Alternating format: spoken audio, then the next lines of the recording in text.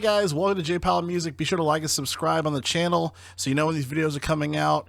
And if you're a fan of the Mars Volta and various other genres of music that I'm into as well, be sure to like and subscribe. I do a lot of these think piece videos here, and this is something that I've been tracking for a long time. If you're a subscriber, if you checked out the videos, I'm a huge Mars Volta fan, and happy Mars Volta Day to everyone, to all my fans out here. 10 years in the making, waiting for this album since Nocturnicate. And man, I gotta say that this album delivered, and I'm truly honest about that. So as you guys know from the last video, they dropped the free download on their Bandcamp. So they have obviously the tape, vinyl, CD that you can purchase, pre-order, or at that time, and then they dropped the digital download for free before the streaming. You know, the streaming album was available on Spotify and all those other digital streaming platforms. So I downloaded it on Bandcamp, and but yeah, so I downloaded it early, so I had to let everybody know. But man, it's so good. It's really, really good. And it's interesting because it's almost like a return to form in a sense, because you have a lot of the OG members are a part of this current, group. Obviously, when it comes to the drummers, they switch. This drummer, Willie Rodriguez, he's a monster drummer, Grammy Award winning drummer. But you have Eva Gardner, which she was part of kind of like one of the founding original members of the band. Obviously, you got, Rodriguez Lopez, Cedric Bixler. Just shout out to everybody, man. And then obviously his brother, I believe, doing keys in synths and whatnot. But there's such a strong, tight sound in this album. And I would arguably say it's probably the most cohesive album that they've ever made. So when it comes to the sequencing of the album, I really love, for example, I love that it starts with Black Light Shine and then Graveyard Love, Shore Story. All of these songs lined up in the album, they just fit and connect so well, incredibly well. So that's what I mean by sequencing. The sequencing of the album is really smooth. It's really, really, really, really smooth. So, definitely it's just, they really nailed it on that front. I want to talk about a couple of things just as far as like some of my favorite songs on the project.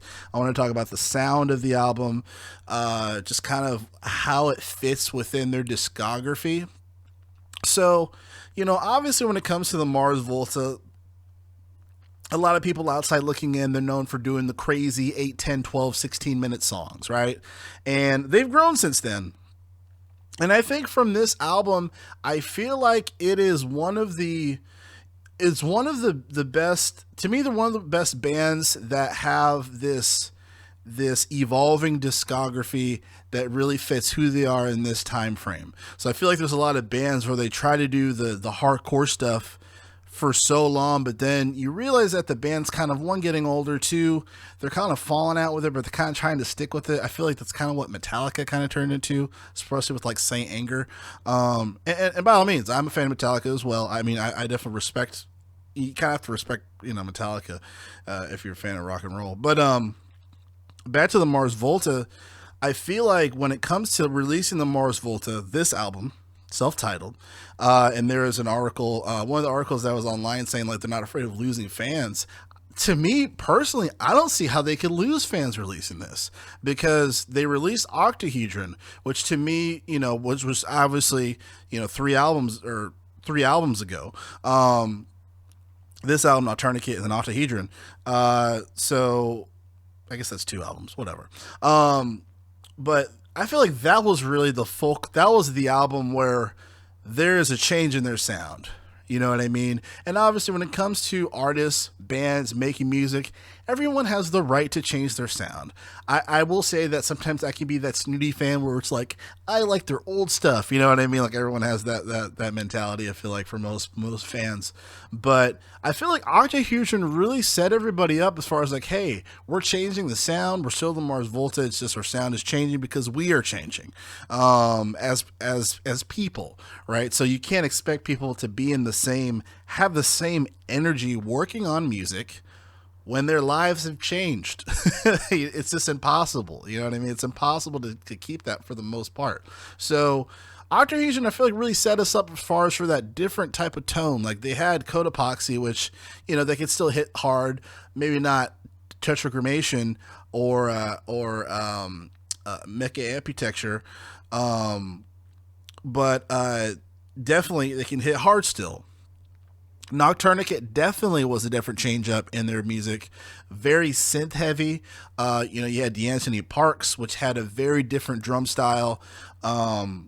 You know, but I feel like when it came to this particular album, it to me, I mean, I personally think it's better than Nocturnicate. And Nocturnicate's a good project, but I would say technically it's better than Nocturnicate, and it's just as good as Octah Fusion, if not better. Obviously, sonically, it fits in its own category, in its own box, so I don't want to say that it's the best since the three albums or since, you know, since Amputecture or whatever the case may be. But it's a solid project that it stands on its own. The one thing there's a couple things that I find really interesting about the project. When it comes to it, just kind of its form, there's an interesting synchronization between the music and Cedric. I feel like there's a lot of other styles that kind of connected with this album. So like I almost got a little bit of like Silver Sun Pickup Smashing Pumpkins influence, and also I got a little bit of like Trent Reznor inspiration too in some of these songs. You know, as far as for just kind of the sonic style, and I think Cedric did a really good job kind of creating these melodies. And you know, like for example, the Vigil song, you know, absolutely a ballad, short story. Seems like it doesn't have, it's not as ballady, but definitely, you know, story focused. But just really smooth, nice melodies. The Que Dios te maldiga a mi corazón, that one, fire. I wish it was a longer song, but fire. And the last song is super fire too, the Requisition. I love the key change. The key change really throws me off. I'm like, whoa, that's crazy. And then obviously, if you haven't listened to this, spoilers. This is impressions, so the title of this will say spoilers if you don't want to know anything about the album whatsoever. But yeah, so as far as just sonic nature, it seems like they really took a lot of influences, either just what they were listening to then or what they've always been influenced by, and incorporated them into these songs. One of the songs even has like a really 80s rock type sound to it. I want to say it is either The Palm of Crux or it is Echoes 3.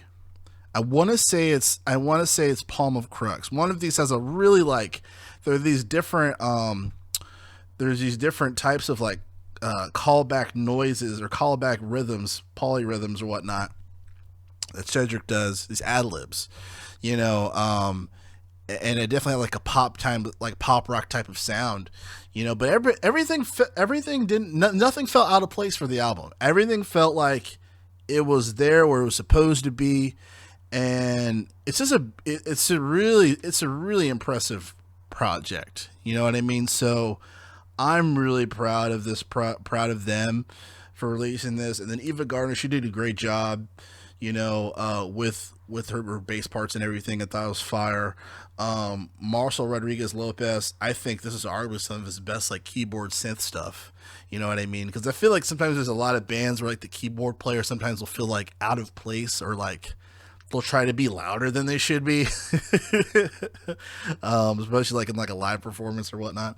But I mean, he killed it. You know what I mean? Obviously, rest in peace, Ike Owens. He was, you know, one of my favorite keyboard synth players that was on the Mars Volta, you know, previously. But as far as just you know, Marcel's own style that incorporated into the album, he did a really good job. I mean, Willie Rodriguez, crazy, really good, really good. Really created. He had his own personality that meshed very well within the sound. That's the interesting thing too about the Mars Volta. When it comes to the drummer is really creating the sound of really is honing in the sound of the project. So obviously, you know, the drummer does what the drummer does, but when it comes to the characteristic, the personality of the album, there's a very, they move along with that. However Omar Ruiz Lopez writes, I feel like it's definitely with that drummer mindset, and this is really fire. You know what I mean? Really fire. Drumming with with the sonic nature. My favorite songs on the project. Blacklight Shine definitely is one of them. It's just a solid song. It's super good. It's not super long, which no, I'm a Roseworth fan, so I don't mind long songs at all. But I thought, as far as for what they gave us for the music, I thought it was perfect. So Blacklight Shine is still one of my favorites. Short Story is really nice too. It has a really nice sound. Blank Condolences is really good. My favorite, the Requisition is really badass. Que Dios Maldiga Mi Corazón is super dope. So I would have to say, as far as for my favorite songs, Blacklight Shine, Que Dios Te Libre Mi Corazón, and The Requisition. But there wasn't any songs where I was like, man, I want to skip this. Like, in my opinion, there are no skips on this album. And I think that's pretty impressive. And I'm someone who will skip. I will skip to the next project. There's times where I'll say, for the heck of it, I will listen through the entire album, and I probably would do that for the Mars Volta just because it's been 10 years. So I would give them that time of day, say, look, we haven't released anything in 10 years. The least you can do is listen to the whole fucking album. So I would do that for these guys, but for most artists, I would skip. I would skip if I didn't like something. But I don't honestly think there's any skips. Everything is very cohesively put together. The sequencing is really good. The sonic sounds, and then, I feel like this is probably some of the best music that Cedric and Omar have put together to collaborate together on. Yeah, I just think it sounds super good, really impressive, just very, just really good stuff, man. So definitely, when it comes to, if you were like me, if you were like me and downloaded the album for free on Bandcamp, or if you were streaming it, please go back to Bandcamp and buy a CD, buy a vinyl, buy a tape. Support them in a way that you're showing as a fan that, hey, I fuck with you guys. I want to buy some merch and support you guys because you guys, this is fire. You know what I mean? And time again, I always talk about this on my channel. Streaming does nothing for artists. I know it's convenient, but it doesn't do anything. You know what I mean? So I almost wish that the digital version they had a price for it, because I would have paid for it. Yeah, I'll probably end up buying a CD to support them, or buy some merch or something like that. But yeah, so as far as for my impressions, it's a solid freaking album. I'm going to be listening to this. It's going to be in rotation for a bit. It's going to be in rotation for a bit for me, but this is, I think, if you are a Mars Volta fan and you really liked Octah Fusion, I think you're really going to like this. Nocturnica is kind of a different ball game. I know some people liked it. A good amount of people didn't. At least the people that I've spoken to or have heard. But I you know what I mean? So I think if you liked Octah Fusion, you're going to like this album. And honestly, this one rhythmically is a little more happening than Octah Fusion in a lot of ways. But if you liked Octah Fusion, I think you're really going to like this. So, yeah, if you're Mars Volta fan, don't sleep on this. It's impossible to sleep on this, but check out this album, and then let me know in the comments, what did you guys think? What were some of your favorite songs? You know what I'm saying? What were some of your favorite songs? Tell me what you thought about the album. Did you like it? You didn't like it? Why not? Let's have the conversation. And then tomorrow I should be doing a Music Fridays on Saturdays. Still kind of scouring to see who else came out today. So obviously, there's another album that came out that I really liked. I won't talk about it on this video. We'll talk about it on Twitch, though. So follow me on Twitch. 10:30. I'm going to try to do it. 10:30. But yeah. So this is J Powell Music. Thanks for watching, and enjoy your weekend. Enjoy the album.